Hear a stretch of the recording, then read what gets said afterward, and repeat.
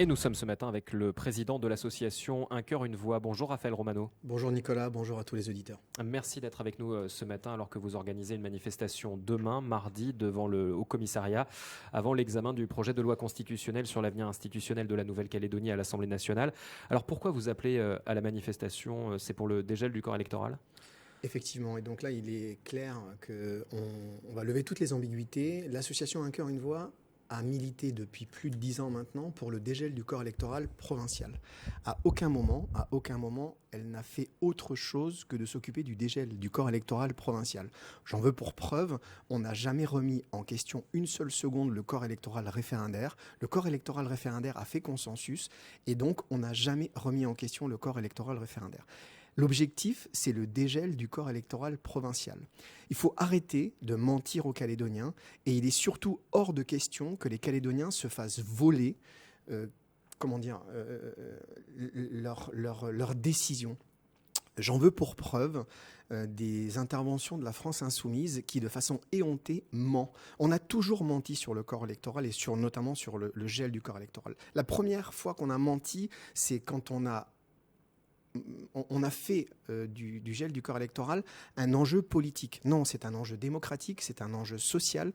Même s'il y a du juridique dedans, il est avant tout social. En 2007, les Calédoniens se sont fait voler l'accord de Nouméa.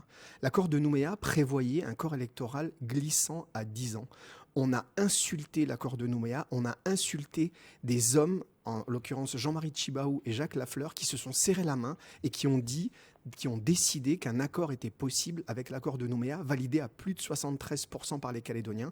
Et sans les consulter, de façon éhontée, on a gelé le corps électoral en 2007. C'est inadmissible. Il est hors de question que ça se reproduise. Les Calédoniens se sont prononcés. Pour le maintien de la Nouvelle-Calédonie dans la France, on passe à autre chose. Le dégel du corps électoral, il est social. Aujourd'hui, on a des hommes et des femmes, près de 40 000 personnes, qui depuis presque 40 ans, Nicolas, on avait des commissions administratives spéciales, on a des cas où des parents sont arrivés en 1989, ils ont eu des enfants en 1990 et en 1992. Aujourd'hui, ce sont des Calédoniens nés en Nouvelle-Calédonie qui ont 36 et 34 ans, et ils ne peuvent pas voter aux élections provinciales qui déterminent leur quotidien. Avant Parce 98. que leurs parents n'étaient pas là de 88 à 98. C'est une honte. Ça n'existe nulle part dans le monde. Le corps électoral et le gel du corps électoral, c'est une honte. C'est une honte à la démocratie et c'est une honte que toutes les personnes ne se dressent pas contre cette infâme injustice. Tout le monde, tous les Calédoniens, de tous bords, devraient s'insurger contre ce gel du corps électoral. D'ailleurs, on ne peut pas faire de caractéristiques ethniques. Mais en fait, la réalité, c'est que ça concerne toutes les ethnies, toutes les communautés et toutes les catégories socioprofessionnelles. Il y a des exclus dans toutes les communes du territoire. Plus de 100 à Canala, plus de 400 à Lifou, avec des noms à consonance kanak, wallisienne, indonésienne. Donc on doit arrêter de faire croire aux Calédoniens que les exclus du corps électoral sont des Européens arrivés il y a 1 an. Et quand bien même, on peut aimer la Calédonie si on est arrivé il y a 6 mois, il y a 10 ans, il y a 50 ans ou il y a 3000 ans. On aime la Calédonie à partir du moment où on développe la Calédonie et on fait des choses pour que les Calédoniens vivent mieux. On doit pouvoir choisir les élites qui déterminent notre quotidien. Raphaël Romano, votre appel à la manifestation faisait suite au rejet par la commission des lois à l'Assemblée nationale de ce projet de loi constitutionnelle. Ça veut dire qu'aujourd'hui, vous craignez l'organisation d'élections provinciales avec un corps électoral gelé? Totalement, Nicolas. C'est-à-dire que, encore une fois, j'utilise des mots forts, les Calédoniens sont en train de se faire voler. Ils ont décidé de certaines choses, indépendamment des différents accords. On n'est pas sur les accords. On n'est ni pro ni anti quoi que ce soit. On est pour le dégel du corps électoral. Et donc, la commission des lois, par des interventions scabreuses, éhontées, notamment de la France insoumise, qui évoque que la Nouvelle-Calédonie doit maintenir et doit tenir des élections provinciales avec un corps électoral gelé, alors que eux-mêmes, en métropole, dans France hexagonale, prônent l'ouverture aux immigrés au bout de 6 mois. C'est lunaire. C'est-à-dire que ce qui est valable pour eux sur l'Hexagone n'est pas valable sur un territoire de la République qui, au demeurant, est débaptisé de façon monstrueuse. C'est-à-dire que là, encore une fois, comment un député, comment un parlementaire de la République peut débaptiser la Nouvelle-Calédonie et l'appeler Kanaki Nouvelle-Calédonie. Je suis désolé, rien à voir avec l'idéologie ou la revendication indépendantiste. Si un jour la Nouvelle-Calédonie doit s'appeler Kanaki, ça voudra dire qu'elle aura soit voté pour s'appeler Kanaki, soit parce que les Calédoniens l'auront décidé. On ne peut pas, quand on est parlementaire, débaptiser et mettre de l'huile sur le feu. Ils sont en train d'instrumentaliser la Nouvelle-Calédonie pour faire une politique politicienne et pour se servir de la Nouvelle-Calédonie dans leur intérêt pour la politique nationale. C'est inadmissible. Les Calédoniens n'ont pas besoin de ça. Ça fait 2 ans qu'on essaye, tous les Calédoniens essayent de se relever de cette insurrection, de ce drame où un groupuscule minoritaire en Nouvelle-Calédonie a tout détruit, où on a des gens qui ont perdu leur entreprise, des gens qui ont perdu leur emploi, des gens qui n'arrivent pas à finir les fins de mois. Et on est en train, encore aujourd'hui, alors qu'on essaye de se redresser, de vouloir faire croire que le dégel du corps électoral a pour but d'enfermer les Calédoniens. Il faut arrêter avec ça. Les Calédoniens qui ne peuvent pas voter aux élections provinciales sont des hommes et des femmes qui sont dans toutes les catégories socio-professionnelles et de toutes les ethnies et qui vivent ensemble en paix tous les jours. Il ne faut pas que les députés parlementaires et les parlementaires nationaux, et notamment de certains extrêmes comme LFI, viennent mettre le bazar en Nouvelle-Calédonie. C'est inadmissible. C'est justement aux parlementaires que vous vous adressez au travers de cette mobilisation. On peut penser notamment au Parti socialiste et au Rassemblement national qui ont fait savoir qu'ils étaient opposés au texte en l'état. Évidemment, la réalité, c'est que quand on se présente à des élections et quand on veut être élu, il faut qu'on soit élu par le plus grand nombre. Quel sens aurait de se présenter à une élection qui serait biaisée ? Et je m'adresse effectivement à tous les parlementaires nationaux. Ne volez pas les Calédoniens de leur choix électoral. S'ils n'arrivent pas à trouver un accord, indépendamment de ce qui a été fait, les élus ont fait des accords. D'ailleurs, j'en veux pour preuve, la majeure partie des politiques calédoniens se sont mis d'accord. Que ça fonctionne ou pas, c'est pas le sujet de fond. C'est-à-dire que si ça ne passe pas, les Calédoniens se sont mis d'accord, les élus se sont mis d'accord, une partie non, mais ce sont les parlementaires qui doivent entériner l'accord. S'ils ne trouvent pas un accord entre eux, qu'ils laissent les Calédoniens choisir. Les Calédoniens ont toujours su répondre quand ils ont été convoqués devant les urnes pour l'accord de Nouméa, encore une fois, les dernières élections municipales. Et on ne peut pas avoir des discours à géométrie variable. Je vais prendre l'exemple de ma 2e circonscription. Moi, j'habite dans la 2e circonscription. Que je le veuille ou non, le député Emmanuel Tjibaou, c'est mon député. Que j'ai voté pour lui ou que je n'ai pas voté pour lui, c'est mon député. Donc, les indépendantistes utilisent un corps électoral ouvert quand ça les arrange en disant que Emmanuel Tjibaou a été élu avec un corps électoral ouvert, donc en fait, ça donne des indications. Eh bien, faisons la même chose pour les élections provinciales. Il est où le problème de laisser s'exprimer des gens, encore que on ne va pas laisser s'exprimer la totalité des gens, puisqu'on est sur un corps électoral avec un retour à un corps électoral glissant à 10 ans. Ça n'existe nulle part dans le monde. Alors justement, on le sait, la question des natifs est plus ou moins tranchée, fait plus ou moins consensus. Il reste la question des personnes résidant depuis 10 ans, vous le disiez à l'instant. Dans l'accord de Bougival pour la première élection provinciale, c'est 15 ans. Qu'est-ce que vous demandez si jamais l'accord de Bougival n'est pas entériné et qu'il faut aller aux élections avant ? Alors, j'insiste sur le fait que le rassemblement de mardi n'a rien à voir avec l'accord de Bougival. Bien évidemment, tout le monde va me dire que c'est lié. Dans un contexte. C'est inscrit dans un contexte, mais ce que l'association défend, c'est le dégel du corps électoral. C'est permettre à des hommes et des femmes qui vivent en Nouvelle-Calédonie de s'exprimer, parce que quand on vit, qu'on paye ses impôts, qu'on habite, qu'on construit, qu'on développe la Nouvelle-Calédonie, on doit pouvoir choisir ses élus. Et en fait, la réalité, c'est que l'association, de toute façon, elle prendra ce que les Calédoniens décident, puisque la réalité, c'est qu'on ne peut pas participer. C'est-à-dire que les Calédoniens devront valider une ouverture du corps électoral. Nous, on espère qu'elle sera le plus large possible. 15 ans, c'est beaucoup, parce que 15 ans, ça fait presque 20 ans. Mais ça serait déjà quelque chose d'ouvert. Un corps électoral fermé totalement ad vitam aeternam n'est plus acceptable. Donc les élections provinciales, j'ose espérer qu'elles auront un corps électoral le plus ouvert possible, mais elles ne se tiendront pas, elles ne peuvent pas se tenir avec un corps électoral fermé et gelé. Ce n'est pas possible.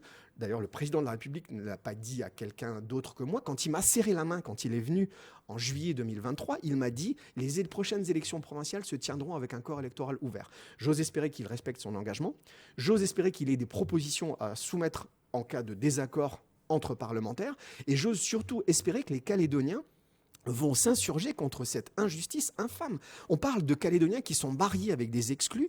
Je vous ai dit tout à l'heure, le cas, il est lunaire. C'est le plus gros cas. Je ne l'avais pas encore eu. J'ai siégé en CAS la semaine dernière. La personne a 36 ans. Elle n'a jamais quitté la Nouvelle-Calédonie. Ses parents sont arrivés en 1989 et il ne peut pas voter. J'appelle surtout les indépendantistes qui pensent que le dégel du corps électoral est une insulte à leur idéologie. Non.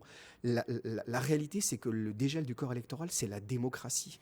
C'est que c'est parmi eux et parmi les indépendantistes et parmi toutes les communautés, il y a des exclus du corps électoral. On ne peut plus accepter ce genre de choses.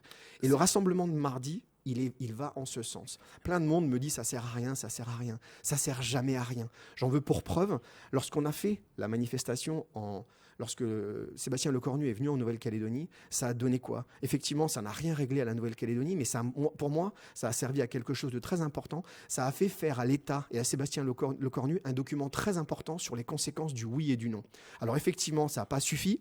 On aurait aimé que ça aille plus loin, mais tous les rassemblements sont des messages, et notamment aux parlementaires. Les élections provinciales ne se tiendront pas avec un corps électoral juré, c'est pas possible. Est-ce que vous pensez que les Calédoniens vont se mobiliser? On sait que la question du corps électoral est une question clivante. On l'a vu en 2024, c'est sur ce sujet d'ailleurs, en tout cas pour prétexte au départ que les émeutes ont commencé en Nouvelle-Calédonie. Est-ce que vous pensez que les gens vont aller dans la rue dire non à ce gel du corps électoral et dire on veut le dégel? Alors, je pense qu'effectivement, les événements de 2024 ont été instrumentalisés et le dégel a été instrumentalisé. Ça suffit.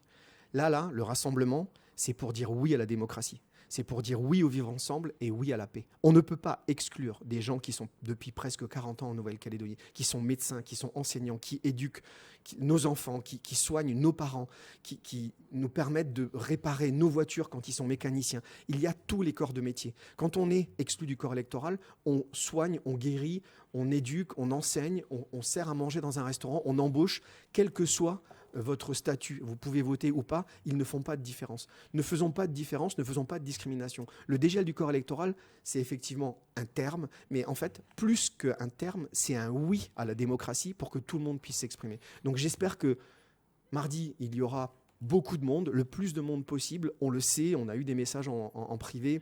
Les gens auraient préféré que ce soit un samedi. Là, c'est sur la pause du déjeuner. On a réussi à mobiliser certaines personnes. C'est entre 11h45 et midi. Voilà, 30. entre 11h45 et midi 30. C'est important pour envoyer des messages forts et pour surtout démontrer qu'on arrive à se rassembler. J'invite tous les partis politiques, j'invite toutes les personnes qui sont disponibles à ce moment-là de venir nous rejoindre. Il faudrait qu'on soit au moins 2000. J'aspire à 2000 personnes. Entre midi et 2, ce serait une vraie réussite d'avoir 2000 personnes. Alors justement, vous appelez les partis politiques, vous avez d'ores et déjà reçu le soutien des loyalistes. Est-ce que vous attendez d'autres soutiens? Est-ce que ça en reste une manifestation apolitique, puisque votre association, vous l'avez toujours dit, est une association, vous le dites, apolitique? L'association Un cœur, une voix milite pour le dégel du corps électoral. Point final. Merci à tous les partis politiques qui nous soutiendront. Merci aux loyalistes de l'avoir fait. Merci aux voisins vigilants, à l'association des citoyens vigilants qui nous a apporté son concours pour l'encadrement de la manifestation. Merci à toutes les personnes qui nous mettent en message privé sur le site ou alors sur la page Un cœur, une voix qu'ils vont être présents. J'aspire à ce que l'UNI appelle à venir se rassembler, que l'UC, qui, je vous rappelle, a validé par la voix de Roch Ouamitan un dégel du corps électoral à 10 ans. Il faut arrêter de mentir aux Calédoniens. Les Calédoniens, il semblerait qu'une étude, on n'a pas encore eu l'officieuse source de l'étude, mais il semblerait qu'une étude démontre que plus de 65% des Calédoniens sont pour le dégel du corps électoral, et c'est normal. Tout le monde devrait être pour le dégel du corps électoral. N'instrumentalisons pas le dégel du corps électoral en Nouvelle-Calédonie comme ça a été fait lors des émeutes de 2024. Et n'instrumentalisons pas, ne laissons pas instrumentaliser les parlementaires, la Nouvelle-Calédonie et le dégel du corps électoral. Une dernière question, Raphaël Romano, puisque le temps passe, on le sait, il y a cette question de l'avenir institutionnel dans les institutions avec ce projet de loi constitutionnelle. Il y a aussi la question juridique, et vous l'avez rapidement évoqué. Quels sont les derniers recours de l'association Un cœur, une voix? On sait que vous aviez saisi notamment la Cour européenne des droits de l'homme. Nous avons jusqu'au 4 avril pour déposer notre recours devant la Cour européenne des droits de l'homme. Nous le ferons, même si la probabilité d'aboutir est très faible. À chaque fois, en fait, qu'il y a une possibilité et une ouverture, quelle que soit la probabilité, qu'elle soit de 0,0001, quand on essaye, on peut y arriver. Si on n'essaye pas, on n'y arrive pas. Donc moi, je voudrais dire à tout le monde que de l'aspect juridique, on va le faire, on va se pourvoir devant la CEDH. Nous avons besoin d'adhésion, nous avons besoin de fonds parce que les recours coûtent cher, nous avons besoin que les gens adhèrent à notre cause qui est juste, qui est légitime et qu'ils viennent avec nous manifester de façon pacifique, sans armes, sans signes caractéristiques militaires ou quoi que ce soit devant le Haut-Commissariat, de façon pacifique pour démontrer que nous ne nous laisserons pas voler la Nouvelle-Calédonie par des parlementaires qui sont désireux de faire de la politique calédonienne un enjeu national. Nous voulons juste... Vous dites malgré tout qu'en cas d'élection provinciale sans dégel du corps électoral, c'est la paix civile qui est menacée. Absolument. Je pense que, qu'est-ce que ça veut dire ? La réalité, c'est que aujourd'hui, une majeure partie des Calédoniens, de toute ethnie, ne peut plus accepter, depuis presque 40 ans, de ne pas participer au débat démocratique. C'est plus possible. C'est une entrave à la démocratie. Les élections provinciales doivent être légitimes. Et quand elles seront avec un corps électoral le plus large possible, elles seront reconnues, acceptées et légitimées. Il est hors de question qu'une minorité décide pour une majorité. Hors de question. Merci beaucoup, Raphaël Romano, d'avoir été avec nous ce matin. Merci à vous, merci à tous les Calédoniens et j'embrasse toutes les personnes qui nous ont soutenus dans nos démarches pour le dégel du corps électoral. Merci. Je rappelle que vous êtes le président de l'association Un cœur, une voix qui organise une mobilisation demain à partir de 11h45 et jusqu'à 12h30 devant le Haut-Commissariat.